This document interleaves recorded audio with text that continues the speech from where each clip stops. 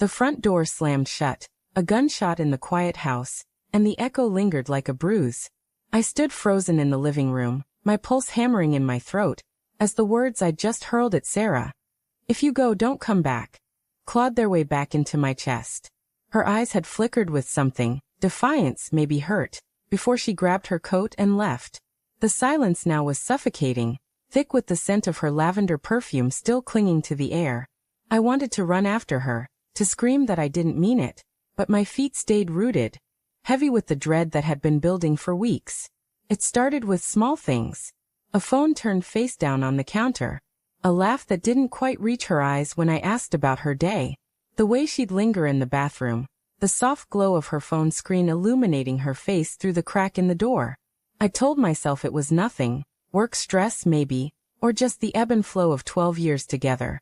But tonight, when she said, "I'm going out," her voice clipped and her eyes avoiding mine, something snapped. The words spilled out before I could stop them. Raw and jagged, slicing through the fragile trust we'd built. I sank onto the couch, the leather creaking under my weight, and stared at the coffee table.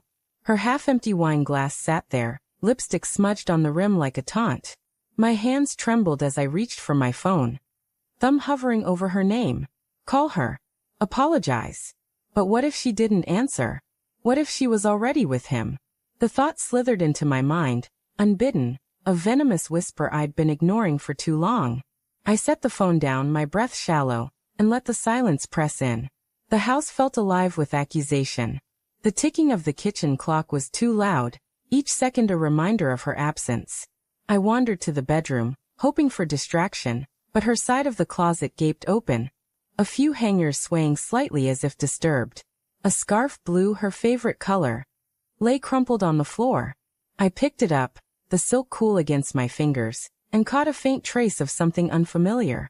Cologne? No, I was imagining it. I had to be.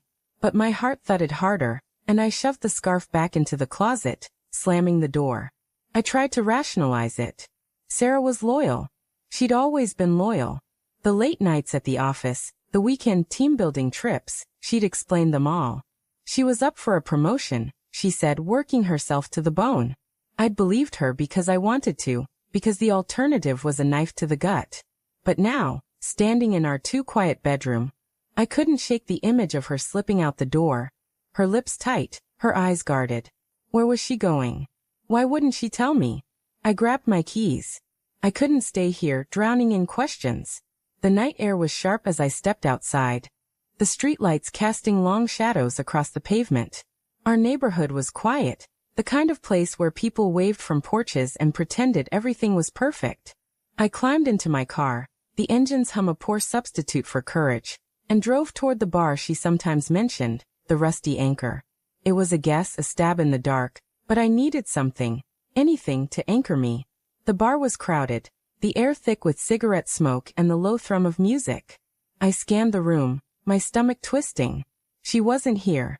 Of course she wasn't. I was being paranoid, letting my imagination run wild. But then I saw her coat, red, unmistakable, draped over a chair in the corner. My heart stopped. I pushed through the crowd, ignoring the annoyed glances, until I reached the table. 2 glasses, one with her shade of lipstick. And across from her empty seat, a man. He was leaning back, casual, his dark hair falling over one eye as he sipped his drink. He didn't see me, but I saw him. I saw the way his fingers lingered on the glass, the way his smile was too easy, too familiar. "Excuse me," I said, my voice sharper than I intended. He looked up, startled, and I saw the flicker of recognition in his eyes. He knew who I was. My stomach churned. "Where's Sarah?" He hesitated, just a fraction too long. "She stepped out for a minute. Bathroom, I think." His voice was smooth, practiced, but his fingers tightened around his glass. I didn't sit. I didn't move.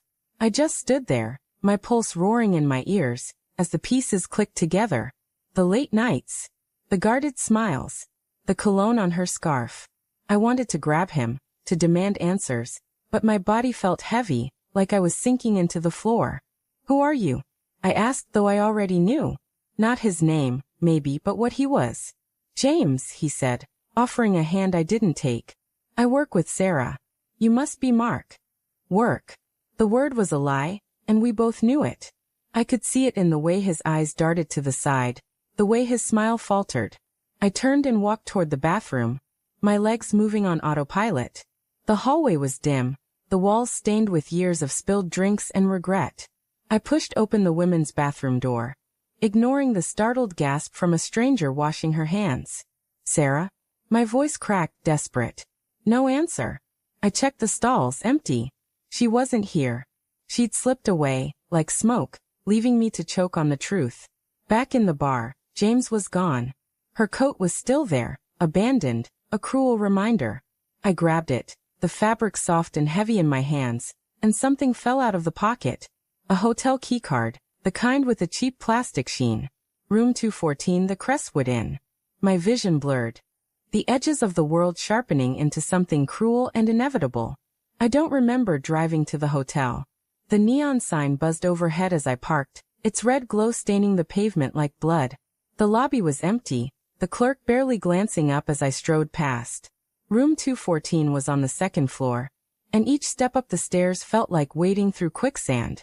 My hand shook as I slid the keycard into the lock. The door clicked open, and I stepped inside. The room was dark, the air heavy with the scent of unfamiliar cologne. Sarah stood by the window, her silhouette framed against the city lights. She turned, her face pale, her eyes wide with something that wasn't quite guilt but wasn't innocence either. Mark, she whispered, and the sound of my name in her voice broke something inside me. Why? The word was all I could manage, raw and ragged, carrying every ounce of my heartbreak.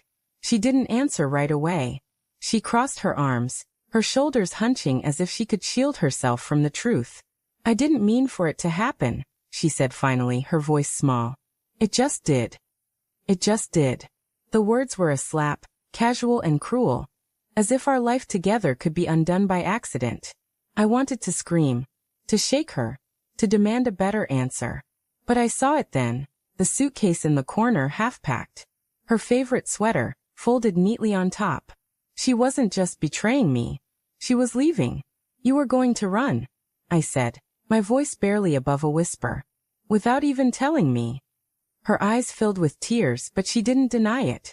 I didn't know how, she said. I didn't want to hurt you. I laughed, a bitter, broken sound. Too late. The room felt too small, the walls closing in. I turned to leave, but her voice stopped me.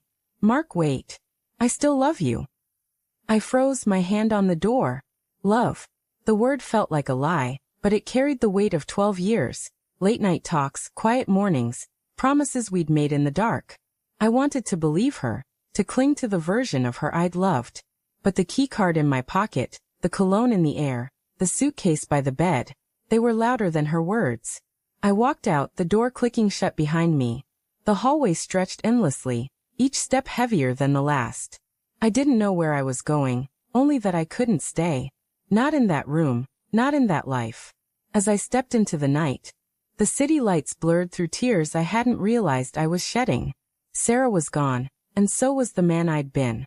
All that remained was the weight of her absence, and the unbearable truth that I'd always known.